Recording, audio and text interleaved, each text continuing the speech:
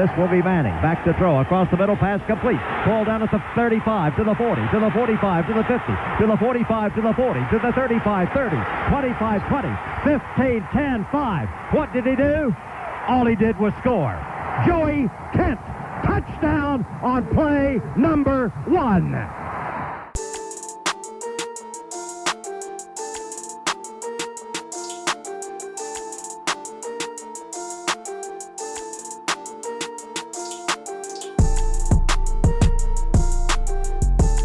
You're listening to the RTI podcast, powered by RockyTopInsider.com. Welcome into the Rocky Top Insider post-game reaction show. The Tennessee Volunteers are 1-0 following a Saturday night win to kick off the 2020 season over the South Carolina Gamecocks. The 16th ranked Volunteers survive. It was a dramatic finish as Tennessee squeaked out a 31-27 win over South Carolina. A ton to talk about, so I want to go ahead and jump into it. Once again, I am Ben McKee, the managing editor here at Rocky Top Insider, and I am joined by my good buddy Brad Matthews, who, if you've been listening to the Rocky Top Insider podcast, you are very familiar with. Brad, how are you on this? Well, technically, now it's Sunday morning at 12:30, but we'll pretend it's still Saturday night. How are you on this Saturday night following a big Tennessee win? Hey, anytime after a victory, I'm doing incredible, Ben. Cloud 9, it could be better. We'll get into it, but 1-0. Can't complain. Absolutely. I am right there with you. There is a ton to clean up for the Vols, but I think that there's a lot to be excited about as well. We'll kind of talk more in depth as the podcast goes on. I think the best way to sum it up is that Tennessee did not get to have a normal fall camp. A lot of guys missed a significant amount of fall camp, and Tennessee still found a way to win a football game in the SEC against a solid opponent on the road with fans. I think the home environment for South Carolina was maybe more than what we expected. Obviously wasn't great or what it typically is, but at least to me, it seemed like it was better than what I expected based off the number of fans that were there. The fact that we have to emphasize with fans, not only on the road, but with fans there. It's crazy. But yes, definitely a unique environment, and Tennessee was able to endure. For sure. And like I said, we'll get into the positives and the negatives. But first, I kind of want to walk through the game, Brad. And I have my notes that I jotted down throughout the game because obviously so much happens in the midst of things that we forget things. So I'm going to start. This isn't going to be a 45-minute monologue of what happened play-by-play during the game, but just want to go quarter by quarter before we dive into the analysis and talk about the things that stood out to us. So, yeah. Brad, just stop me when you have a thought, and we'll talk about it. But we'll obviously start in the first quarter. Tennessee did not get off to a good start whatsoever. South Carolina gets the ball to start the game, and Tennessee won the coin toss, deferred to the second half, which is typically what Jeremy Pruitt does, and I would have done the same thing. But South Carolina marched right down the field and scored a touchdown. They picked on Danico Slaughter. Tennessee was without a couple of members of its secondary. Sean Schamberger did not travel.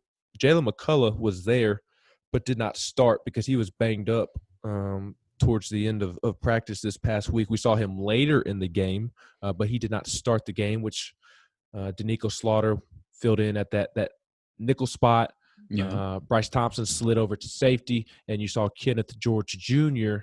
Start the game opposite of Alontae Taylor at corner. So you had a new-look secondary. And also without Middleton in the middle. Yes, you missed some other key players as well. Darrell Middleton was not up front along the defensive line. They did not have Savion Williams either. Don't know how big of an absence that was, but it is still another senior defensive lineman who was not with the team. We don't have an official update, but sounds like those guys were banged up towards the end of practice this week and just simply did not make the trip. But Tennessee's terrible start. South Carolina comes out, picks one to Nico Slaughter. That next series, Tennessee, JG had a nice throw to Keaton over the middle of the field on an RPO after a nice Ty Chandler run, but then JG comes back and misses Ramel Keaton down the sideline on second down that was, and then Darnell Wright, it looked like he had a miscommunication on the right side of the line that allowed a sack, and then the terrible snap from freshman Will Albright on the punt that led to Paxton Brooks being tackled at the 38-yard line, and somehow Tennessee was able to escape that because Colin Hill scrambled it and missed Shi Smith on a 3rd and 13, though he did have Alontae Taylor beat and was forced to punt. So your reaction to Tennessee's sloppy start to start the football game? I mean, I think we expected some sloppy play, whether it be penalties or just missed assignments in the early going of this game. I think we alluded to on previous podcasts. But the way Hill and this South Carolina offense marched down the field on Tennessee, that opening drive was a little bit concerning. I know we had a few players that we weren't necessarily expecting to miss time come game time earlier in the week, like Schamberger, like Middleton, and the others that you mentioned. It shouldn't have made that much of a difference. And I wasn't thinking that South Carolina was going to go scoreless or we were going to hold them to, 3 or 10 points. But the way they marched down our throats was a little concerning. And, we flip it over to the offensive side of the ball. There were some positives that you alluded to. And I think, coming from the unique fall camp and the not able to scrimmage as much as other teams and not getting the 25 practices in, only getting really 21 in, if you want to call it 21, that took a roll. But the biggest thing that stood out to me, and you know where I'm going here, Ben, is JG and with the missed throws. And you look at the box score, the numbers aren't terrible. He's 19 of 31, a little bit over 230, 40 yards. But when you take out the check downs, the swing passes, the dump offs, he's looking at around 50% and about 170 yards. And so we've got to improve not only the accuracy, but the timing. He was not only behind on some balls, but he was overthrowing some balls, and he was late on to some decisions. And the late on to some of the decisions was a huge ordeal last year, but throwing behind receivers and overthrowing receivers was not as much of a problem last year. And so that was hopefully just first game jitters, but something that definitely needs to be corrected moving forward. Yeah, JG was not consistent whatsoever, and I thought this game against South Carolina, from Jarrett Garantano's perspective, was the Jarrett Garantano experience over the course of Jarrett Garantano's career. Made throws that excite you, and then he came back and missed wide open guys and missed simple throws that I don't care whether you're a fifth-year senior or a true freshman. At this level, you should not miss easy slants over the middle of the field. So JG's performance was up and down, as is the Jarrett Garantano experience. He alluded to some high throws being that he was throwing too much off of his back foot because he was anticipating some pressure. So kudos to Jarrett Garantano being able to recognize the flaw that he had tonight. He thinks that it'll be an easy correction that he can smooth out in practice this week. We'll see what happens and see how he looks against Missouri. But that was some of the first comments out of his mouth when he spoke with the media following the game, saying that he has to be better. Felt like he was leaning back on some throws, a lot of room to grow, and that he feels like it's only up from here. So overall, solid.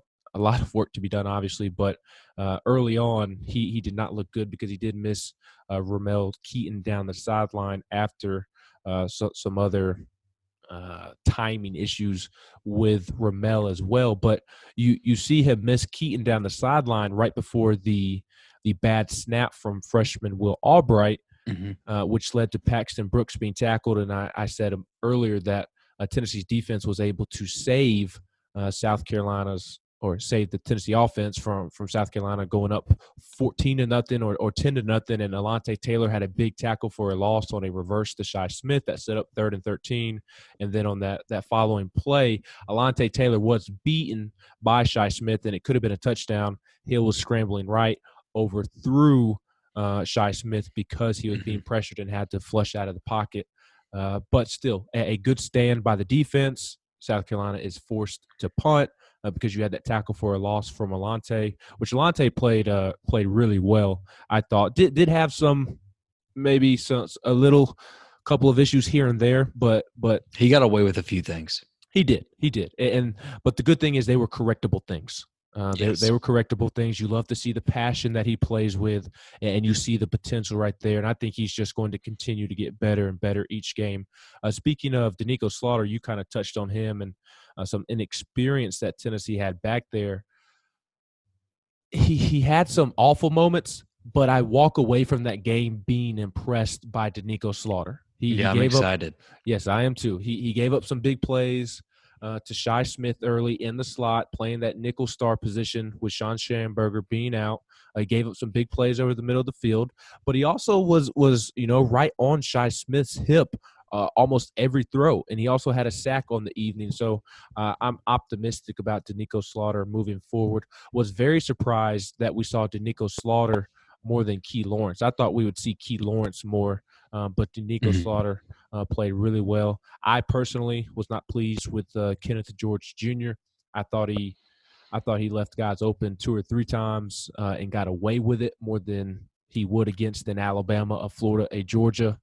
South Carolina, I mean, I can think of 3 off the top of my head in which he was beaten, and on 2 of them, South Carolina dropped the ball. And then you saw Jeremy Pruitt make an adjustment later in the game where Jalen McCullough all of a sudden comes out of nowhere, goes in at safety. Bryce Thompson moves over to corner, sliding in for Kenneth George Jr., and Tennessee was able to find a little more success there in the secondary. So even after the awful start, and this is where it gets frustrating with JG, he misses Ramel Keaton down the sideline, and then he comes back, and, I mean, it's just like nothing driving down the field, and it leads to a touchdown and the Jarrett Garantano sneak to make it 7-7. Brandon Johnson had the one-handed catch down the sideline. Beautiful. That should be on SportsCenter top 10 plays. And then JG finds Palmer on the sideline for a first down. Tennessee goes for the flea flicker, and nothing was downfield. Yeah. Great decision by JG to dump it off to Eric Gray, and he ran it down to the 1-yard line, and then JG snuck it in. Tie game, just like that. Mm-hmm. Yeah, there's 31 of his yards right there, and that was kind of what I was alluding to.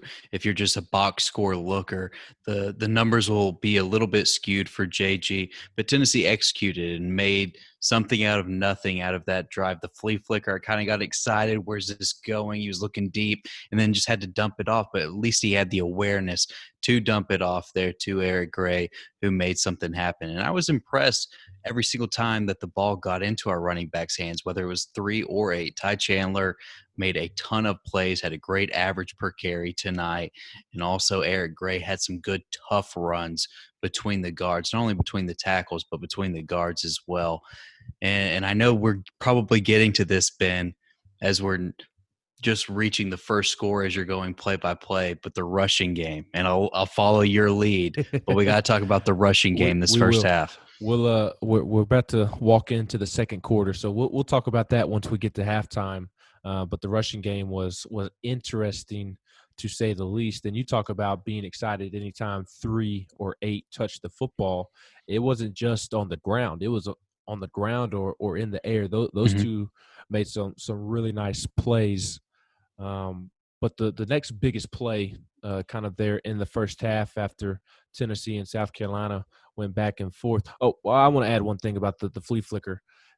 You're right in terms of that being like 32 yards, and maybe that it wasn't like the hardest throw in the world for JG to make, but I do think that is a step in the right direction for JG. And we talked about this, I believe, on the last podcast that we recorded on Thursday or Friday morning previewing the game, is that JG needs to be better about checking it down, and you can't go broke taking a profit, and that is the perfect scenario in terms of, you don't have anybody downfield, which is the primary goal on a flea flicker, but you did make a profit by just simply dumping it off to Eric Gray and letting him get the offense down to the 1 yard line. So I thought that even though it wasn't a difficult play for JG to make, he did have some pressure in his face, and he just simply got the ball over to Eric Gray, and Eric Gray did the rest. So I thought that he was initially blocking.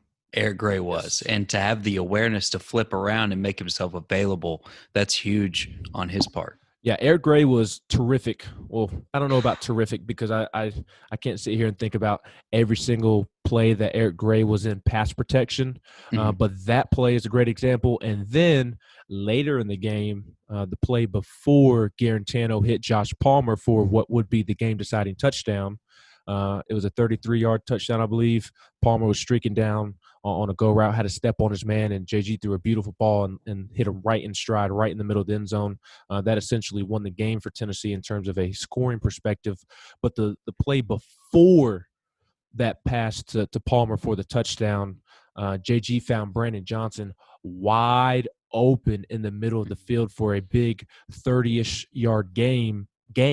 And the reason that play was able to happen is because Eric Gray stepped up and clocked a blitzing linebacker, huge blitzing block. DB. I mean, it was a tremendous play because if JG's pressured there, he's not able to get that football off to Brandon Johnson. So big kudos to Eric Gray, because those were plays that prevented him from playing last year as a freshman, and he has taken a big step forward as a sophomore. So big play, big night from Eric Gray. The little things, the big plays, just all around a really good game for Eric Gray. And Ty Chandler, who also had a really good game, is Henry To'o, and he had the biggest play in the second quarter going into halftime. It allowed Tennessee to have a 14-7 lead to end the first quarter.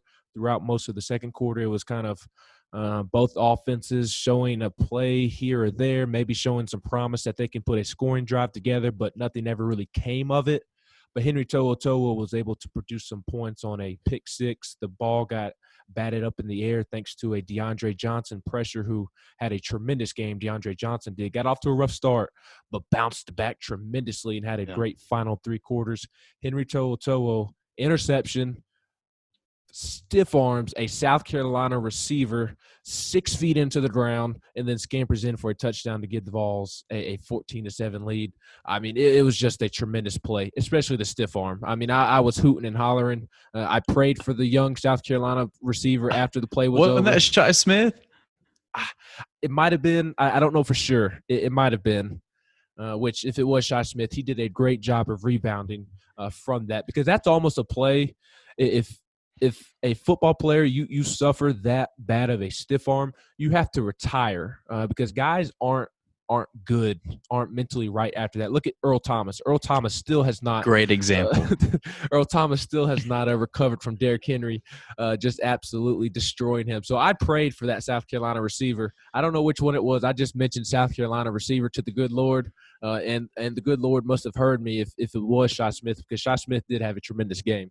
He really did. He's a heck of a player. But I tell you what, if this game was a little chippy coming in with some of the relationships, with Bryce Thompson from Irmo, and you got Jalen Hyatt, that stiff arm, that amped it up a little bit. I mean, this game got really chippy. There was a lot of talking going on after that stiff arm. It made it more of an exciting game, more of a physical game. And I think the lack of physicality that we were really worried about coming into the game, that was showing itself and was very prevalent in the first half for Tennessee's front seven, it kind of dissipated after that. And yeah, they still gave up some plays, especially in the second half, but they were physical while they were giving up those plays, and that was good to see. For sure. And to kind of look back in general on the first half, which was a boring first half compared to the second half, a couple of things that stood out to me is that, A, Tennessee had the opportunity to be up much bigger than it was than just a touchdown. At minimum, it should have been 21-7 at halftime, but outside of that one possession with the flea flicker and and the throw to Johnson down the sideline. Brandon Johnson made a terrific catch, but JG put it to where only Brandon Johnson could make that catch. That's a good point too. Then had a terrific throw to Palmer. Outside of those throws on that scoring drive in the first quarter, JG was not very crisp. Just late, behind, and I don't know if it's. I think Tennessee fans listening will. Oh, what are you talking about? It's just the same old with JG. I'm not willing to 100% say that. It looks like it, but I do think it is important to note, and I'm not saying that this is the reason, but it could be, is what I'm saying. I think it's something to watch for over the next couple of weeks, especially if you see improvement against Missouri this upcoming Saturday. The receivers barely got to practice during fall camp. They barely practiced during fall camp, and what is the byproduct of that? What is the negative result of that? Miscommunication, mistiming on throws, being late on throws. So I'll be curious to see if that improves. Again, it may be the same old JG, but I do think it is only fair to note that JG has a brand new receiver room this year. Really, the only guy that's holdover from last year is Josh Palmer, and even Josh Palmer's in a new role. So that's something I'll be curious to watch moving forward. But because of those missed throws, Tennessee should have been up more at halftime. Yes, that, and also, he's had some time with Brandon Johnson as well. And I think you can attribute some of that to the lack of time that he's had in fall camp with him, as you mentioned. But if they're not in sync in this first half, go to the running game. We go back to the bread and butter in the podcast earlier in the week. That's the Tennessee bread and butter this year. The offensive line, Cade Mays or not, and those two running backs we've been talking about earlier in this podcast, Ty Chandler and Eric Gray, pound the rock, establish the run, and take some of that pressure off of JG and these wide receivers. They came out and they tried to sling it around the yard, and I love that. But if it's not in sync early, go back to what you know can have success. And they were having success early, and then they just went away from it, and it just dissipated. And that resulted in a cumulative of how many yards in the first half on the ground? 10? That's unacceptable, Ben, especially for this roster. Yeah, I was surprised by how much Tennessee did not run the football and tried to throw the football. And you somewhat understand it because you look at the passing plays and JG is missing. They're incomplete plays, But they're open, which makes the decision not to run the football a little more glaring. But like you just said, they're open. Princeton Fant was open over the middle of the field. Brandon Johnson was open. Ramel Keaton was open. Josh Palmer was open. The running backs were open. I mean, guys were running open. So if I'm Jim Chaney and South Carolina's DBs that did not live up to the hype whatsoever, their best corner wasn't even on the field when the game was on the line, Israel Mukuamu, that was very surprising. J.C. Horn did not have a great night. Their safeties did not have a great night.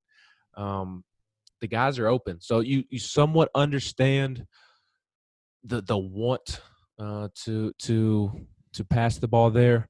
But I do believe Jarrett's a better passer when the passing game is feeding off of the run. And that was surprising. So JG started off 8 of 9 passing. His only miss at the beginning was that one to Keaton down the sideline where he threw it to him high on the first series, I believe it was. And then he finished the second half, or the first half, finished 1 of 6 through the air. So the offense got worse as halftime approached and should have been up by more points, as I mentioned. But on the flip side of that, Brad, the defense got better after that first drive. The first drive was awful. I mean, just flat out awful. And you saw those concerns surrounding the defensive line really rearing its ugly head. And the stats in the first half for South Carolina's offense, they averaged 6.8 yards per play on their 11-play, 75-yard opening touchdown drive, and then averaged 0.67 yards per play the rest of the half. So 6.8 yards on the opening drive, that led to a touchdown, and the rest of the half after that, they didn't even average a yard, barely averaged over half a yard for the rest of the half. So kudos to Jeremy Pruitt making adjustments, which I've just come to automatically expect that adjustments will be made on the defensive side of the ball. Jeremy Pruitt, one of the best defensive minds in college football, in the game of football, to be quite honest. Wait till he gets some players, a defense full of players in here. That defense is going to be fun to watch. But kudos to making adjustments on the defensive side of the ball, and it all started with DeAndre Johnson and Kevon Bennett. Yeah, they had great pressure, especially after that first drive. But I tell you what shut down at least one side of the field, and it was one side of the field primarily in the second half, which I know we're getting to, and it was in the back half preventing big plays in the first half. But that was zero. That was Bryce Thompson. This man was not only talking, he was backing it up, and he was making plays. Led Tennessee in tackles tonight with 8.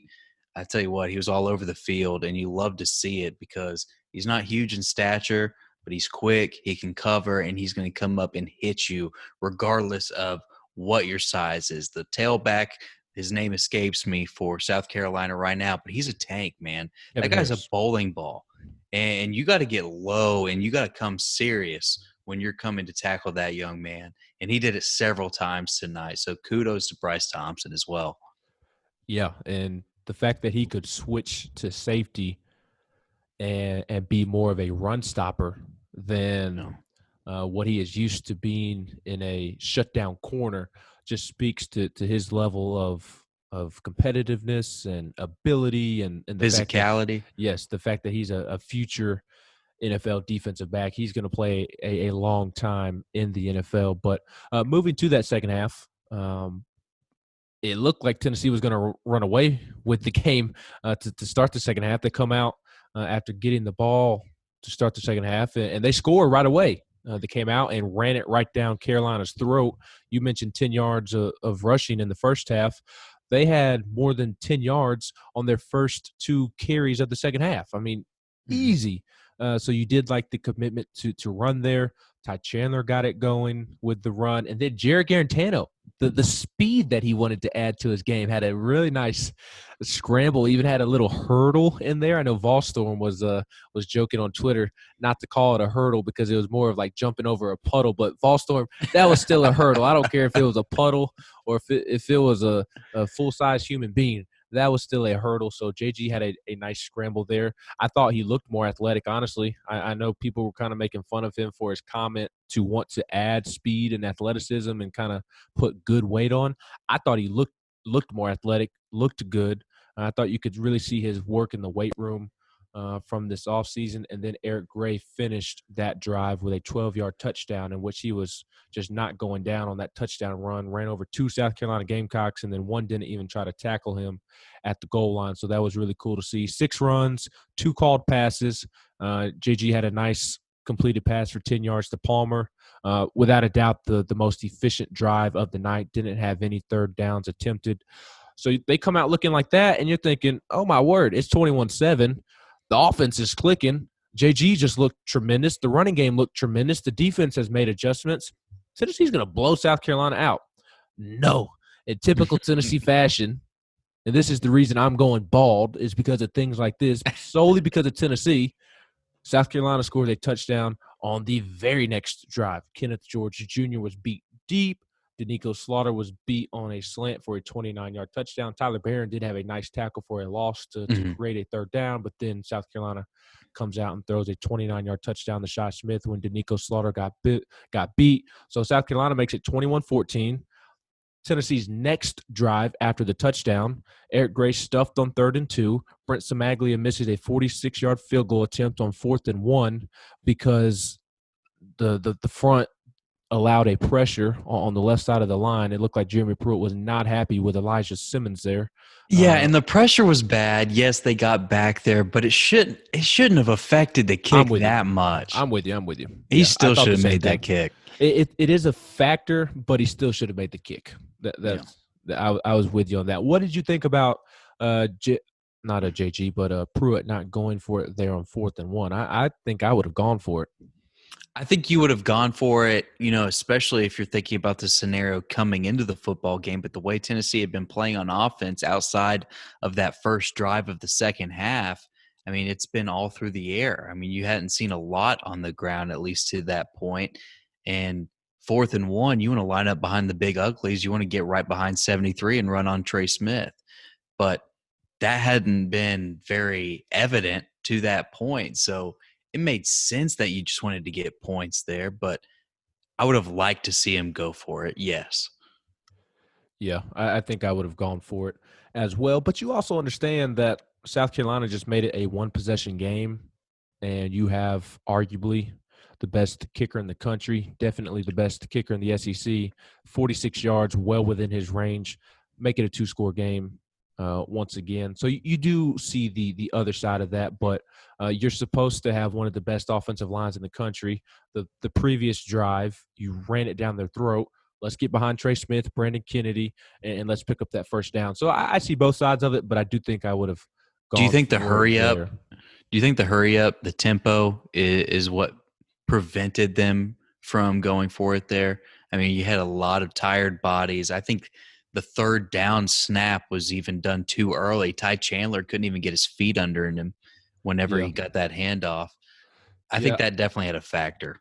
For sure. And that was also kind of weird because on that opening drive to start the second half when Tennessee was running it down South Carolina's throat, they were doing tempo, and it was obviously working. And then they come back on that next drive, and they weren't as committed to the tempo. At least it did not stand out to me as it did on that first drive to start the second half. So I thought that was weird as well. But, yeah, I do think that affected it. So Brent Samaglia misses that field goal attempt on 4th and 1. And then South Carolina scores again. Kenneth George was beat again, but thankfully Colin Hill missed Shy Smith deep. That was the first down play. Smith had George beat, and Colin Hill just missed the throw. I think he overthrew him, if I remember correctly. But then he comes back and finds Nick Muse, the tight end, wide open over the middle of the field, which brings me to another point. Tennessee's linebackers have a long way to go in terms of being able to cover tight ends specifically, and that is a scary proposition when you think about what Kyle Pitts did to Ole Miss earlier in the day. Realize that Tennessee plays Florida, game number 10. Hopefully we get there. Kyle Pitts may be hurt. He may have COVID. Who knows what happens? But Kyle Pitts right now versus Tennessee linebackers, when Kavarius Crouch had two on this drive that we were just talking about, he had two plays in which he was in coverage guarding Nick Muse and got lost, and Nick Muse had a big play. Jeremy Banks had a couple of bonehead plays on top of being beaten in coverage, and even Henry To'oTo'o, there was a play or two where he was beaten in coverage as well. So that is something that they really have to improve on here quick, fast, and in a hurry. Yeah, 100%. And I thought it was also intriguing. Q Crouch didn't have a long leash after getting beaten coverage. I mean, you saw a lot of Jeremy Banks throughout the second half of that football game. After the first half of what you saw from Q Crouch, they were kind of splitting time, but the coverage, he was getting beat a lot. Tennessee was tired of seeing it. I don't know if that was Shelton Felton. I don't know if that was Jeremy Pruitt. Whoever made that call, you saw a lot more Jeremy Banks after that. Well, it wouldn't be Shelton Felton because he's with the outside backers. It would be a Brian Niedermeyer call. But Niedermeyer, excuse me, yes. Niedermeyer, I don't know. What do you think? I don't know that Jeremy Pruitt trusts Brian Niedermeyer. I'm not trying to get at that. Jeremy Pruitt has openly said that Brian Niedermeyer is one of the 3 or 4 guys that truly understands his defense.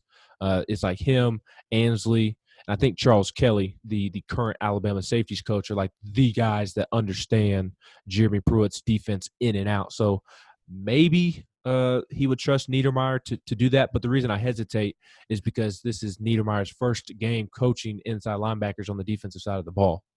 So I don't know. That's an interesting thought, though, for sure. But on that drive in which there were multiple coverage busts by Kavarius Crouch, and he got pulled, South Carolina scores on a quarterback sneak to tie it 21-21 with 4 minutes remaining in the game. And it's 21-21.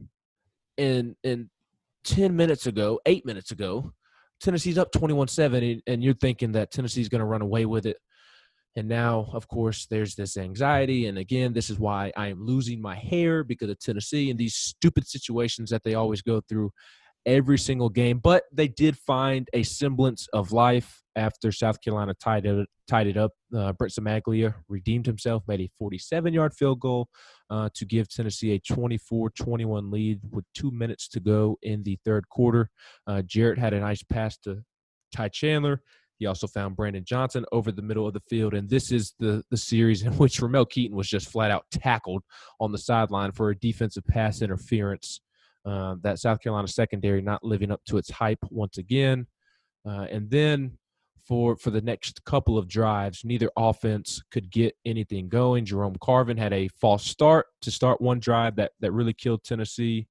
And then JG comes back, misses Josh Palmer on second down, throws high to Brandon Johnson on third down. Did have pressure in his face, but still got to make that throw at this level. Paxton Brooks had a really good night. He had a nice punt that down South Carolina at the 14-yard line, and South Carolina did go down the field, ran it down Tennessee's throat on their first drive to start the fourth quarter, set up a field goal, which Kevon Bennett and DeAndre Johnson showed up once again, because on that South Carolina field goal that made it 24-24, tied the game. South Carolina was 15, 20-yard line, somewhere in that range. I think they were on the edge of the red zone, and it looked like they were going to score a touchdown. And Kevon Bennett had a big stop on second down, set the edge, had a nice tackle for a loss, and then DeAndre Johnson had a sack to force the field goal. So Kevon Bennett, DeAndre Johnson. Yeah, big plays right there to prevent a touchdown, because like I said, it felt like South Carolina was about to score a touchdown.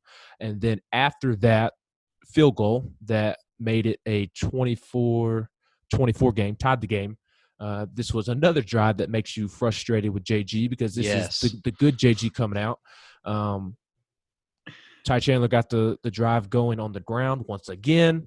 And then Jarrett Garantano to Brandon Johnson. We talked about this earlier on the pod.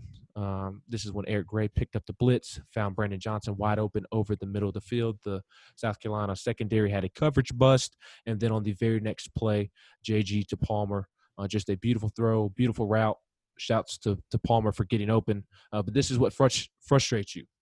Previous drive, he misses throws that leads to you having to punt the football. And then he comes back and he looks like one of the best quarterbacks in the SEC. 4 plays, 75 yards, just over a minute and change. My goodness. I mean, I don't know what other way to put it other than frustrating. This is what you want to see from JG. This is what the JG we saw in the 2018 Auburn game. This is the JG we saw in the second half against Missouri and Kentucky last year. And you saw splashes of it tonight, but you also saw splashes of the overthrows, not leading any of his wide receivers on those quick slants that you alluded to during the Twitter game during the football game. Very frustrating night, but these drives are also what alludes to why he's the starter, why he's the best option, the clear-cut option, and why you're interested to see the next game, because what if he puts a couple of these drives, in consecutive order in a row in one game? His stat line could be incredible, could be SEC Player of the Week like he has done before. What if that game is against Georgia in 2 weeks with the way that Georgia offense looked today? So I get the Who's their frustration. quarterback? Yeah. I don't know. I guess if you're Georgia, you hope that JT Daniels is cleared to play by then, because DeJuan Mathis and Stetson Bennett did not look good. And to be fair to DeJuan Mathis and Stetson Bennett, I know, look, it's the simpleton take to look at the quarterback and immediately blame the quarterback. They were not good. Not trying to say that whatsoever. But Georgia's offensive line that is replacing a ton, Georgia's running back room that is trying to replace DeAndre Swift, they did not help DeJuan Mathis or Stetson Bennett whatsoever. So yeah, and we'll see offensive line definitely needs to step up, because Zamir White's a heck of a back. Yeah, they have a ton of backs. Zamir White, James Cook. So we'll see how that plays out. But what if that's the game? And Tennessee's, if DeAndre Johnson and Kevon Bennett are constantly getting after the quarterback, Tyler Barron was in the backfield a good amount. If they can get some pressure and JG can be consistent, and say what you will about JG and his inconsistencies in terms of being a passer, 0 turnovers. 0 turnovers. That should be highlighted as well. And that's what you want JG to do. manage the game, make throws when you need them, hit the open guy, and don't turn the ball over. You don't need him to look like Tua and Joe Burrow and make these spectacular passes. Just hit the wide open guy and don't turn the football over. And he checked off one of those two boxes. Let's hope he can find some consistency with not throwing off of his back foot, which he seemed like it could be an easy fix for him. But that kind of, after JG found Palmer, there wasn't much to gripe about with JG for the rest of the game. It was more just Tennessee's offense in general and Tennessee's running game, and maybe, well, actually, I take that back. There was another gripe. After JG connected with Palmer for that touchdown, Bryce Thompson showed up, had a big blow-up on a screen that really started the South Carolina drive out on the wrong note. And then Jalen McCullough did a great job of covering a crossing pattern to make it 3rd and 12. And then Alontae Taylor had a pass breakup on the sideline. I don't know if it should be deemed a pass breakup. He was playing tight coverage. He was on his hip. It was a bad throw. But credit him for being on the receiver's hip and making it at least a tough catch. So Tennessee forces South Carolina to punt. Carolina has a terrible punt. Tennessee is starting on its own 50-yard line. And you're thinking, okay, there's, I think it was 6-7 minutes left in the game. You're thinking, okay, Tennessee's up a touchdown right now. Tennessee's been able to run the football down South Carolina's throat. If Tennessee's a good football team, they're going to come out, run the football down South Carolina's throat, bleed the clock, score a touchdown, put the game away. No, they did not. And this is, again, why I'm losing my hair, because Tennessee comes out and they start with a screen to Velus Jones Jr., and it wasn't a terrible play, but I think it was a 2 or 3 yard gain, setting up 2nd and 7. But it kept the clock rolling. Correct. On 2nd down, 2nd and 7, Ramel Keaton drops a pass at the sticks, would have been a 1st down. Got to catch it. Got to catch that pass. And then on 3rd down, JG was high to Brandon Johnson. Once again, Tennessee goes 3 and out. The clock's not moving, and they're giving South Carolina the ball back after another good Paxton Brooks punt, which Carolina had to start at the 15. But it was just so frustrating to watch that drive, Brad. Yeah, absolutely. And I think you see the first play, you get a few yards. Yeah, it was a pass, but the clock continues to roll. Then you have a drop. Throws on the money, and it was a drop by Ramel Keaton. Obviously, the clock stops, but where do you go from here? It's not a 3rd and short, not a 3rd and medium. It's a 3rd and 7 or 8, and you want to keep the possession, but you also want to keep the clock rolling. I was thinking almost a delayed draw, delayed handoff there, something that maybe gets JG out in space and gives him a running opportunity. But it's not only do you not milk the clock down, take the snap with 2, 3, 4 seconds left on the play clock. You snap it early with like 13, 14 seconds on the play clock, and then you sail the throw. That had me concerned, just not only from an execution standpoint, but from a play call standpoint that you put Jim Chaney in after the lack of execution from the player standpoint. Yeah, and then South Carolina comes out, makes a field goal. This was a frustrating defensive drive. South Carolina, again, comes out, kicks a field goal, 42 yards, cuts it to 31-27 with 3 minutes and 16 seconds to go. But what's frustrating about that drive is Jeremy Banks had a nice tackle for a loss to set up a 3rd and 4, and then Carolina had a big run on an option out of the shotgun, and the pitch man or the back that was running with the pitch man, the running back that was running with Colin Hill, was not accounted for. And so they pick up a 1st down on a big rushing play. And then Banks has a terrible face mask call. Banks had 2 boneheaded penalties in that game, had a late hit out of bounds and then a face mask that was just unnecessary, just ripped the helmet off of an offensive lineman. And that gave Carolina the ball in Tennessee's territory, allowed them to cross the 50. But then you had a good job of gang tackling on 3rd down to force a field goal on 4th and goal. So Tennessee still had the lead 31-27 with 3 minutes to go. And then Tennessee's final drive of the game Brad, was also frustrating. They started it off good, picked up a first down. South Carolina had to use 2 of their timeouts, and you're thinking, okay, they pick up one more first down, and this game's over. Mm-hmm. But no, on 1st and 10, or it might have been like 2nd down. I can't remember. But Riley Locklear had an awful false start. And he was wearing the 96 jersey so that he could come in as a jumbo tight end. But I knew it was Riley Locklear because on the back of his helmet, it had 56, which is Riley Locklear's number. But he had a false start that backed Tennessee up, and it just flat out killed the momentum of Tennessee's drive that could have put the game away. And that was frustrating. Couldn't get anything going with the running game and was facing like 3rd and 17, 3rd and 22, and then 4th and 24. And then Tennessee, the breaks went their way, as General Nealon would say. They do punt it back to South Carolina. South Carolina was going to get the ball back with about a minute 15, a minute 30, and 0 timeouts. Defense would have had to have won the game for Tennessee, just prevent South Carolina from scoring a touchdown. But that never came to fruition. South Carolina was never afforded that opportunity because another decent Paxton Brooks punt bounced off the leg of a South Carolina player, and Tennessee was able to fall on it. And Tennessee escaped with a win. And like I said earlier in the podcast, when a bunch of guys weren't able to practice during fall camp and you weren't able to have a normal fall camp, a win is a win, especially on the road in the SEC. And I think you look at the positives and view it as a lot to build on moving forward. Absolutely. How about we end it with one bright side, one concern moving forward before the next podcast? Absolutely. One bright side for me, man, is Velus Jones. I really liked what I saw from him, the potential I saw from him, not only his special teams game, but the way Jim Chaney was using him on offense, had some jet sweep options, getting him in the quick slant, some open space, some run options from him in the offense.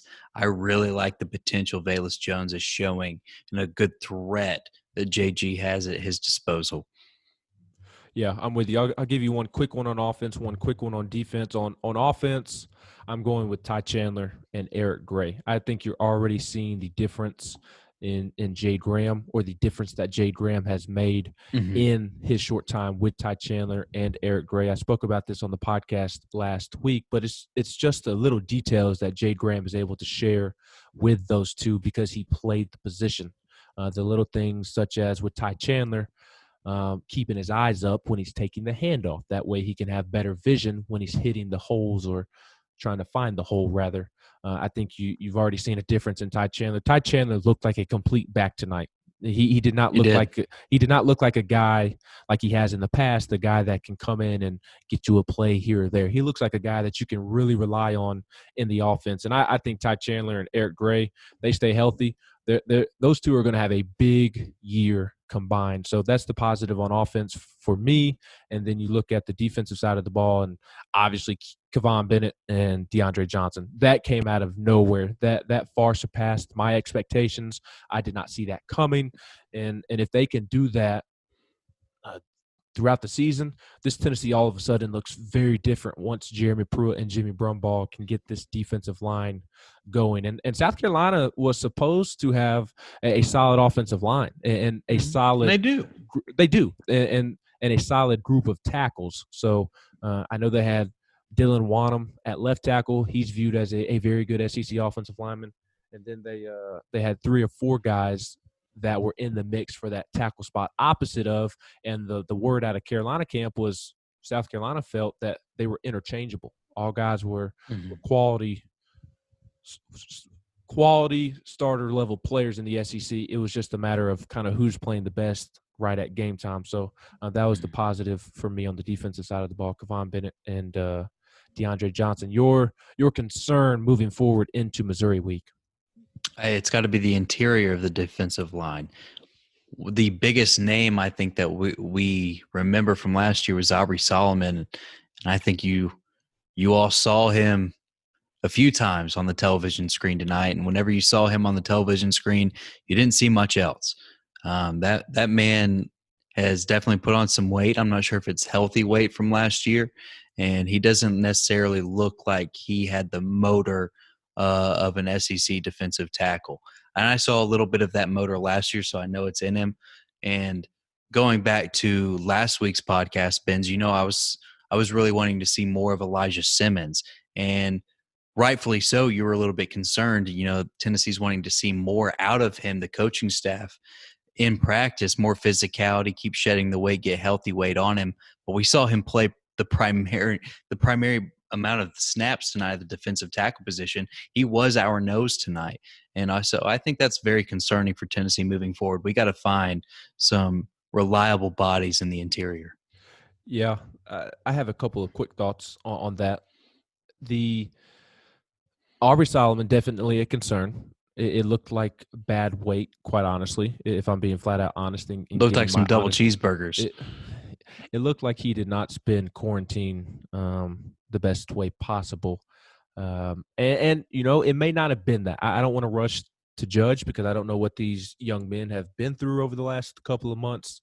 I think it's wrong, quite frankly, to kind of think about what they could be doing wrong when they haven't had a traditional offseason. COVID's going on, and Aubrey Solomon is a guy that missed significant time during camp due to contact tracing and due to an injury here or there. So maybe that's why he's out of shape. So I'm giving him the benefit of the doubt. Maybe I shouldn't, but I do agree that it is definitely a concern moving forward. With Elijah Simmons, I was pleasantly surprised with him. I was surprised by how much he played, and B, I thought you saw him around the ball a pretty good bit, especially when there was 3 yards in a pile of dust or negative 3 yards in a pile of dust. I saw him around the ball quite often. Jeremy Pruitt wasn't pleased with his protection on the missed Brent Samaglia field goal. You could see on the television him really getting after Elijah Simmons, but Jeremy Pruitt spoke glowingly, or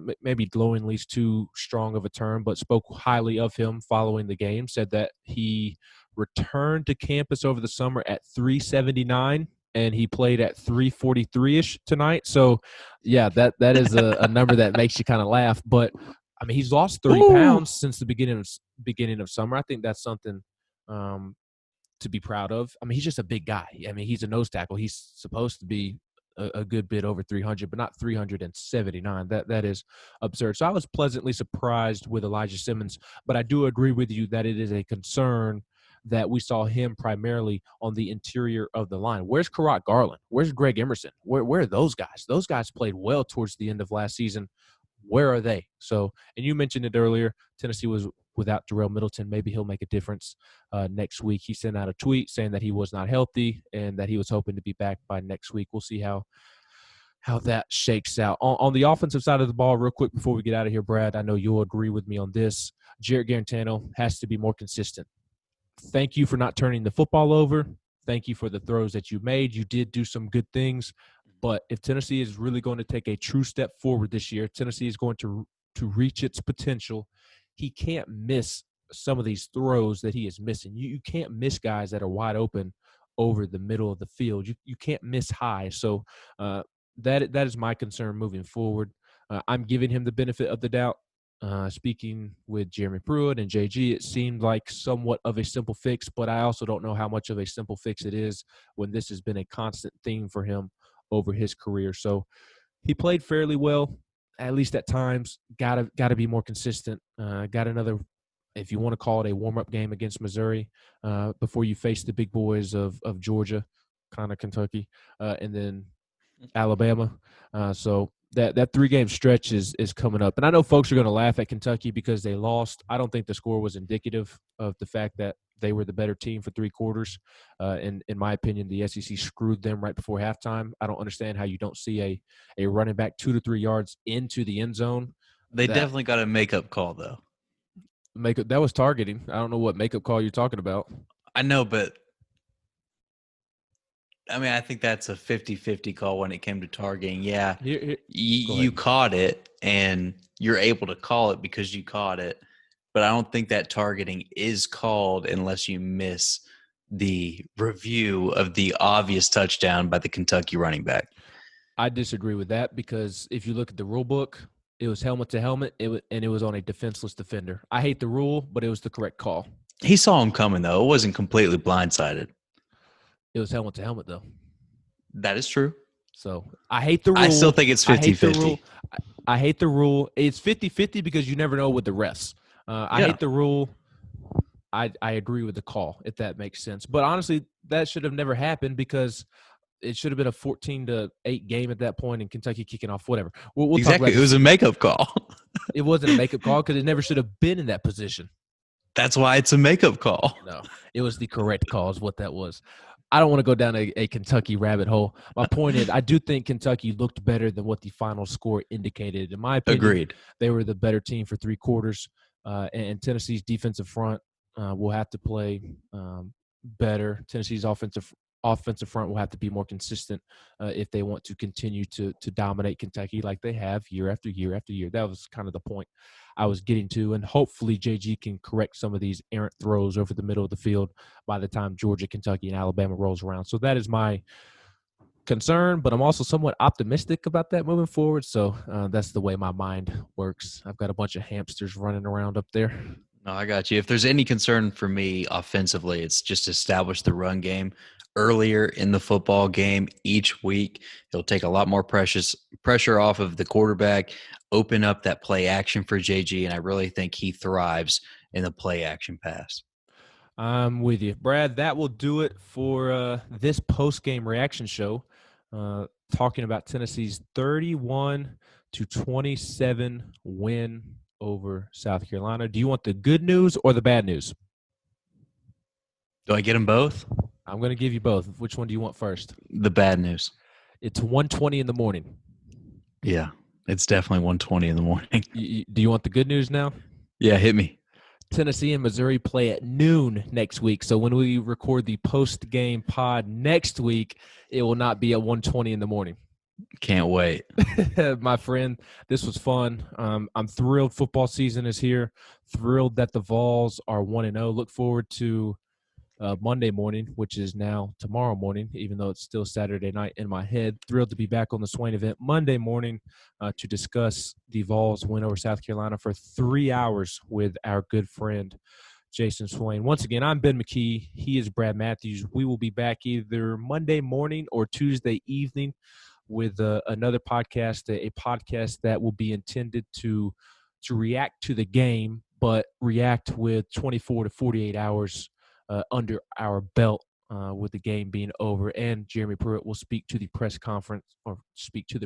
He will have a press conference on Monday as well. So any news that comes from that, we will discuss that as well. So thank you all for tuning in to this edition of the Rocky Top Insider Podcast, the post-game reaction show to Tennessee beating South Carolina. We will be back on Monday and Tuesday. Hope you enjoyed your experience watching the Tennessee football game.